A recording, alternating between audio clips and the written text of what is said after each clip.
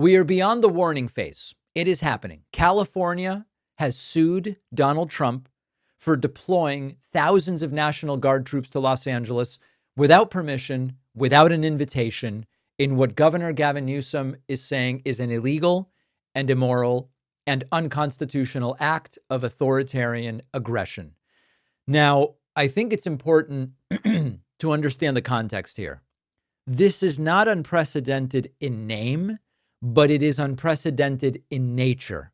Federal troops were deployed to Los Angeles in 1992 during the Rodney King riots. But the difference is that in 92, the governor requested it. It was a joint effort.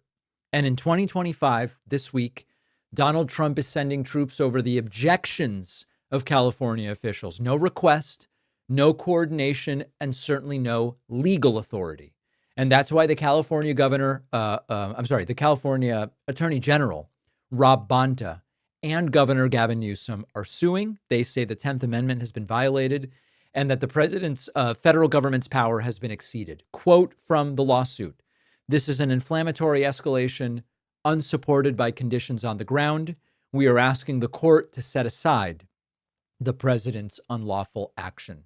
Now, meanwhile, we've explained the streets of Los Angeles look like a militarized zone. You've got troops with rifles, armored vehicles, journalists being injured, detained, the security of journalists getting arrested, protesters rounded up in these aggressive ICE raids. After the aggressive ICE raids, which sparked this in the first place, there was a labor leader arrested, demonstrations from unions across the country, and Trump loves it.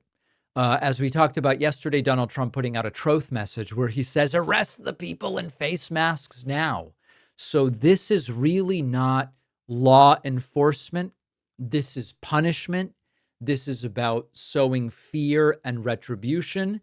And I do not believe it is even an ounce of hyperbole to say this is one of the most dangerous moments in modern American politics that I have ever covered. The January 6, 2021 Trump insurrection riots are on that list, without a doubt. This is also on that list. I'd have to think about what else is on the list, because a president is deploying troops on American soil against the state's will and threatening to jail political enemies, including Gavin Newsom himself, which we will get to in a moment, and using the military to crush civilian dissent. Now, as far as this lawsuit goes, is this lawsuit going to be the thing that turns the situation around? I doubt it.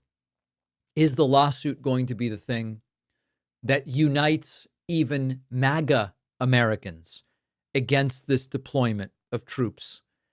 Probably an illegal deployment. I don't think that that is going to be the case. But we must fight every single one of these battles on all fronts.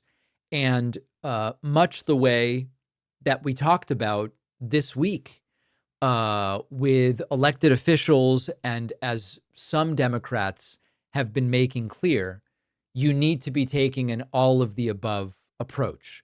Raja Krishnamurthy yesterday said, well, the lawsuits are one part of it. No, the lawsuits aren't going to turn around public sentiment. The lawsuits aren't going to unilaterally stop Trump. The lawsuits aren't going to make it so that MAGA never wins an election again. No, there's other work that we need to do to make that happen.